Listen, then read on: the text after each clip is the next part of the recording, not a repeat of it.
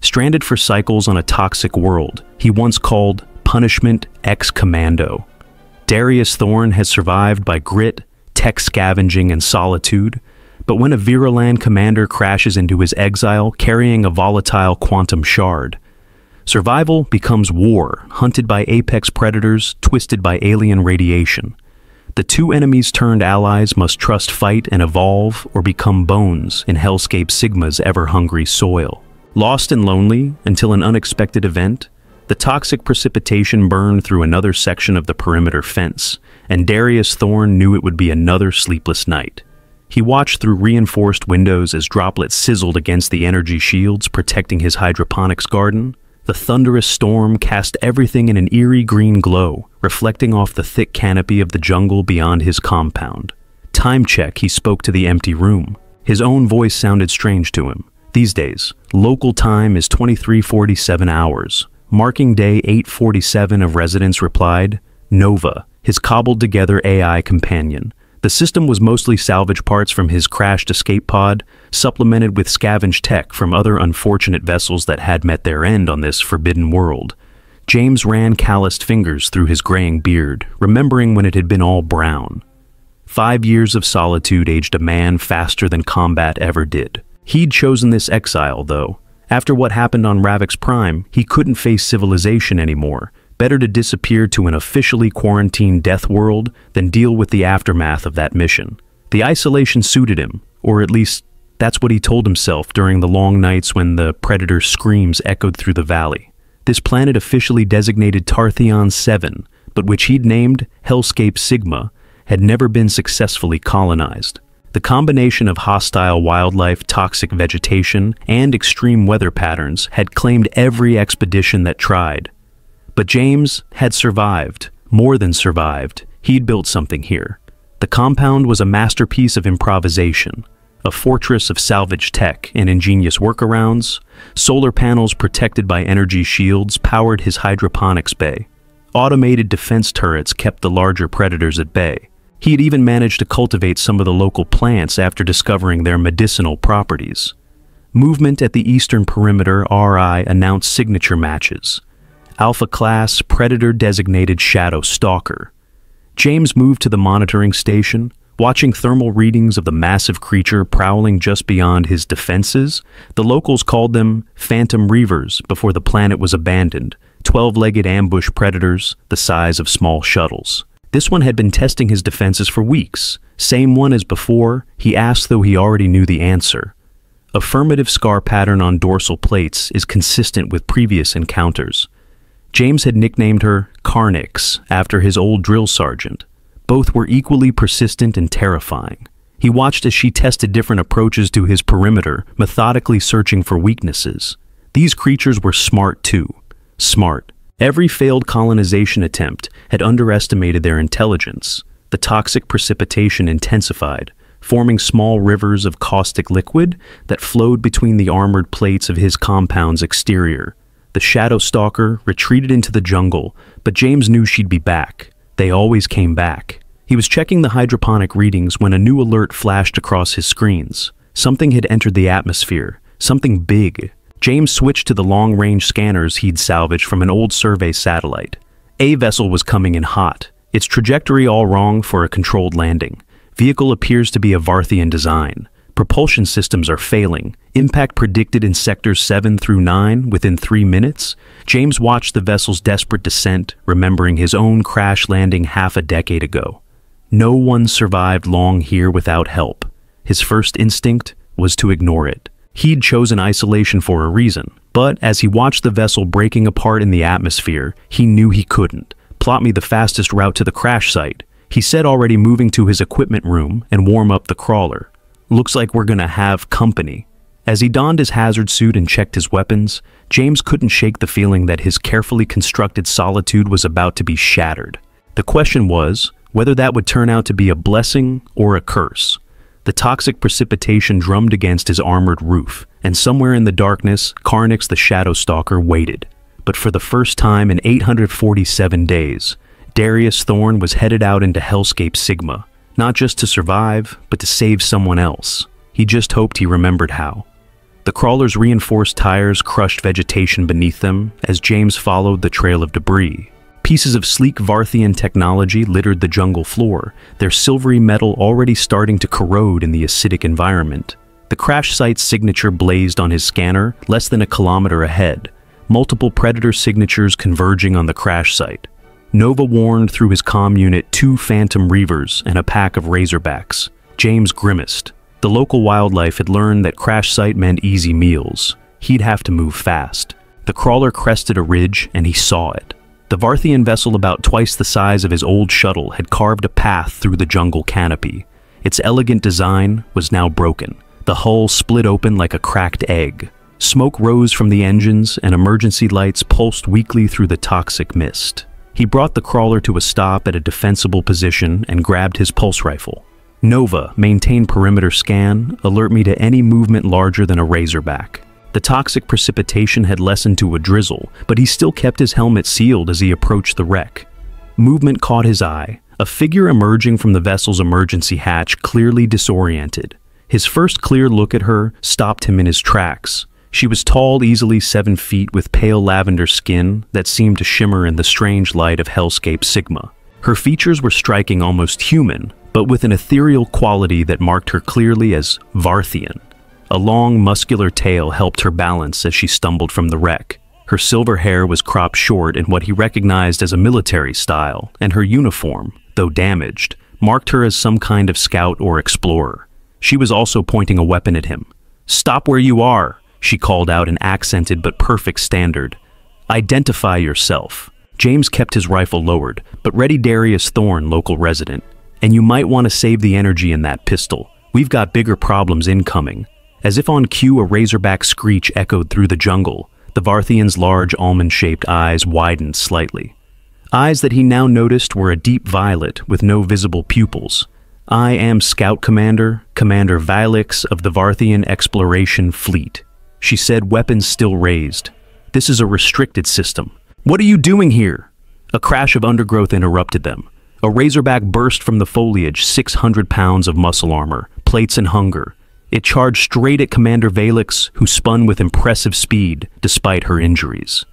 Her energy pistol fired 3 times, the shot splashing harmlessly off the creature's armored hide.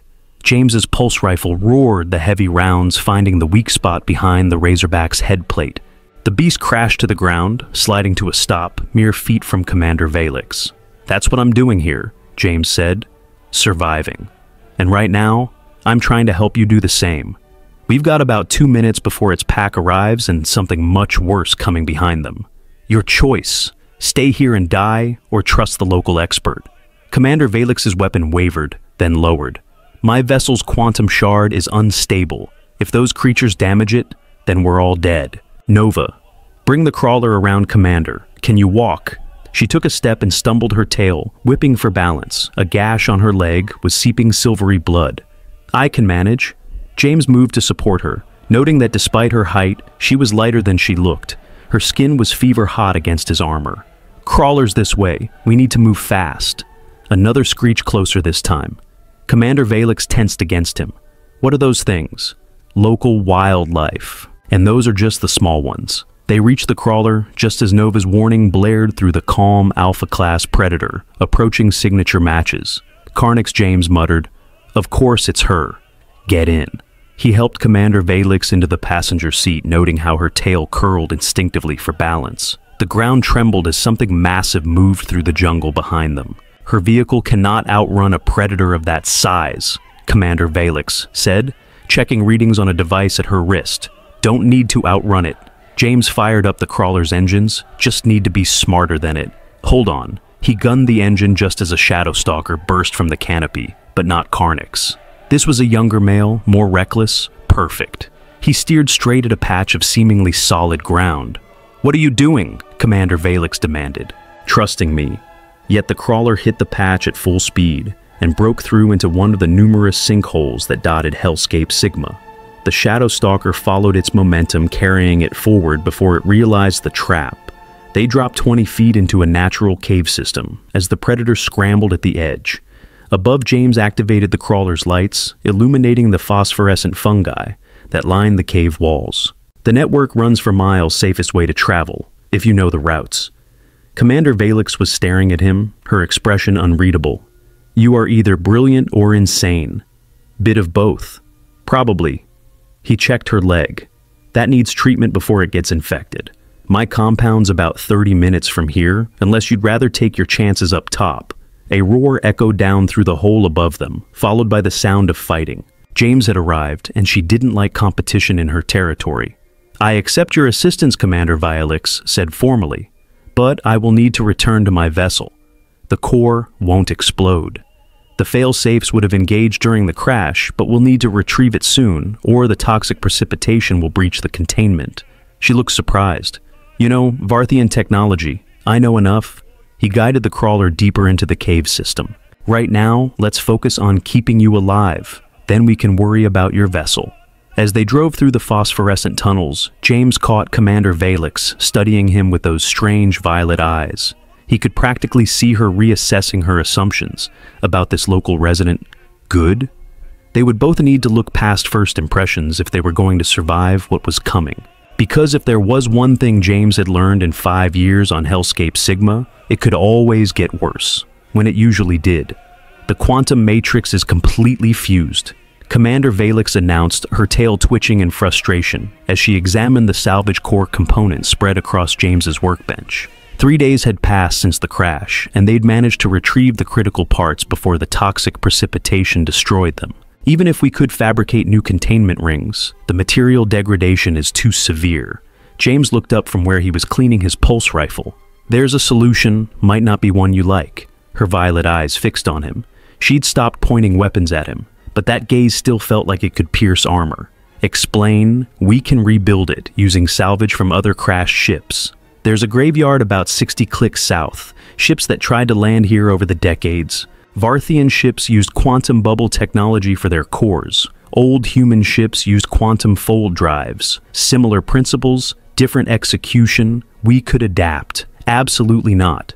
She cut him off. Varthian technology cannot be merged with lesser systems. James raised an eyebrow. Lesser Commander Valix's expression softened slightly. I apologize, that was diplomatic oversight. But you must understand, our technology is not just advanced, it is sacred. The quantum harmonics are tuned to our specific evolutionary frequency. To merge it with human technology would be blasphemy, precisely. She paused. Though I'm surprised you understand the concept. James shrugged and returned to cleaning his rifle. Spent time with a Varthian medical team on Europa. Picked up a few things about your culture. Also picked up that you're usually more practical than religious when survival's on the line. Silence filled the workshop. Through the reinforced windows, they could see the afternoon storm rolling in, bringing its daily deluge of toxic precipitation. The defense turrets hummed as they tracked something moving in the jungle's edge. You are not what I expected, Commander Valix said finally. When I first saw you, I thought you were some desperate exile or criminal hiding on a death world. But you've built something remarkable here. These innovations with the energy shields, the hydroponic systems, they're unorthodox but brilliant. Amazing what necessity teaches you. He reassembled the rifle with practiced ease. Look, I get the religious concerns, but that core won't last more than a few months without proper containment. The adaptation would work. Your choice. Sacred purity or survival. Commander Valix's tail coiled thoughtfully. A gesture he'd learned meant she was deeply conflicted. She moved to the window, watching the rain dissolve, anything it touched beyond the shield perimeter. Her tall frame cast a long shadow in the fading light. Tell me something, she said without turning. Why did you help me? You chose isolation here. You clearly have the skills to leave, if you wished, yet you risked your life to save a stranger. James was quiet for a long moment. Because someone once didn't stop for me when I needed it, changed everything. He stood, joints creaking. Come on, you need to eat and I want to check that leg wound. Her injury had healed remarkably fast. Another surprise about Varthian biology. They moved to the living area where James had set up a small kitchen. He'd learned she was vegetarian, all Varthians were, and had adjusted his hydroponics garden accordingly. Your medical knowledge is impressive as well, she noted as he prepared their meal. Those healing compounds you derive from local plants. Our scientists would be fascinated. Most things that try to kill you can also heal you, If you figure out how he handed her a bowl of what he dubbed survival stew, a mix of earth vegetables and local plants he'd discovered were safe, learning that one the hard way.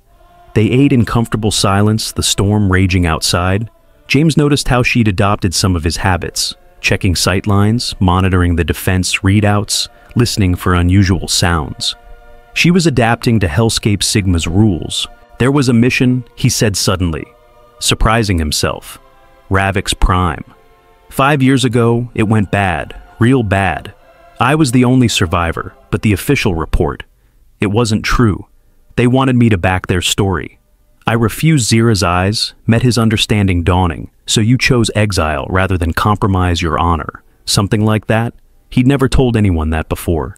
Somehow it felt right that the first person to hear it was an alien sitting in his kitchen on a death world. Among my people, she said carefully, there is a concept called Krethal, the honor of truth above duty. It is rare, but when one must choose between loyalty to authority and loyalty to truth, her tail uncurled, relaxed. Such choices define us. The defense system pinged another shadow stalker testing the perimeter. They both tensed, then relaxed when it moved away. About the quantum shard, Zira said, perhaps there is room for interpretation in the sacred texts. After all, survival itself is a form of honor. James smiled slightly.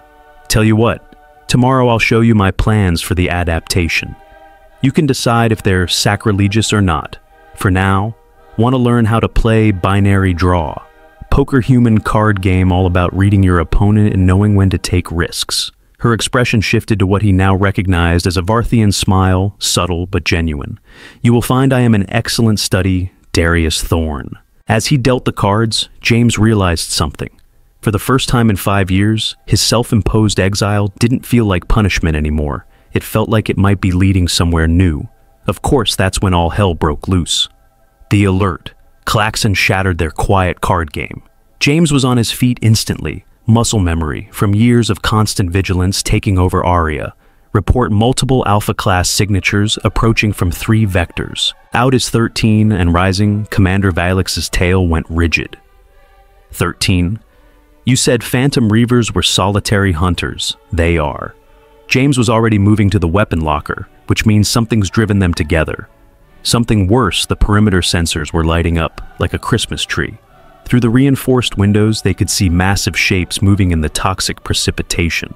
The droplets sizzling off armored plates, Karnix was among them. He recognized her movement pattern, the quantum shard. Commander Valix said suddenly, the containment is degrading. They must be sensing the radiation signature. James tossed her a pulse rifle. Can you shoot one of these? She checked the weapon with practiced efficiency. The recoil patterns are similar to our sonic disruptors. I will manage good, because we've got about 10 minutes before a tremendous impact shook the compound. Make that 5 minutes. The Phantom Reavers were coordinating their attacks, something James had never seen before. They'd identified the shield generators as weak points and were targeting them systematically. These creatures weren't just intelligent, they were capable of tactical adaptation. The North Shield is at 40% R, A reported south and east, holding at 75% West Shield, critical. Another impact through the chaos. James saw Commander Valix checking her wrist computer. The core's radiation is affecting their behavior, she said. It's driving them into a hunting frenzy. We need to stabilize it now. Workshops on the other side of the compound. We'd have to cross open ground. Their eyes met. 5 years of survival instincts told James to fortify his position to wait it out. But something in those violet eyes made him reconsider. You trust me? He asked against all logic and training. Yes, he grinned. Good. Because this plan is crazy. Aria initiate protocol. Omega authorization Thorn 7 Delta. Warning. Protocol. Omega will drain 89% of remaining power reserves. Do it. The compound's lights went dark. The shield generators powered down one by one. In the sudden silence, they could hear the Shadow Stalker's confusion. They hunt primarily by sensing energy signatures, James explained, checking his rifle's charge. Take away the energy, they lose their focus. We've got maybe 2 minutes before they adjust. Ready. Commander Valix's tail curved in what he now recognized as her battle-ready stance. Lead the way. They moved through the darkened compound like ghosts. James had lived here long enough to navigate blind, and Commander Valix followed his lead with perfect precision. They reached the external door to the workshop, just as the first Shadow Stalker realized what was happening. The creature's roar shook the walls. James could see Carnix rallying the others, their massive forms converging on their position.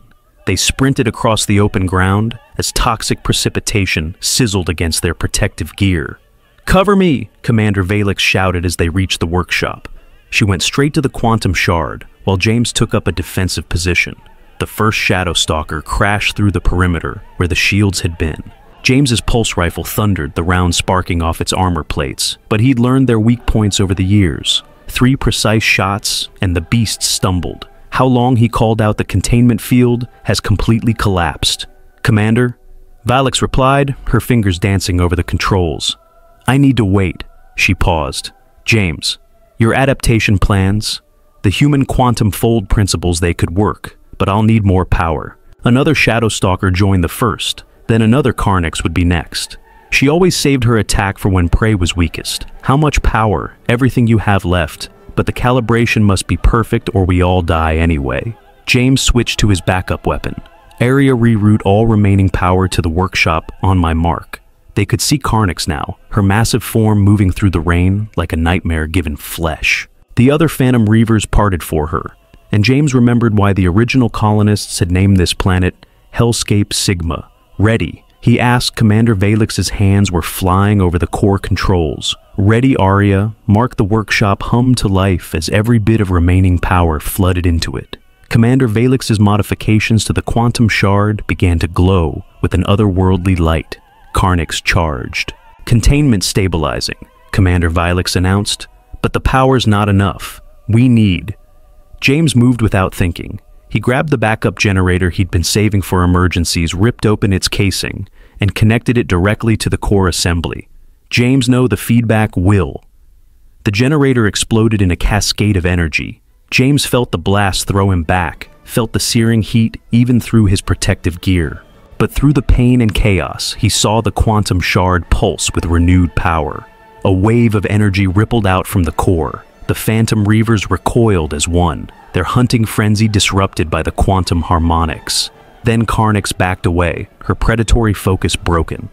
Then everything went quiet, except for the sound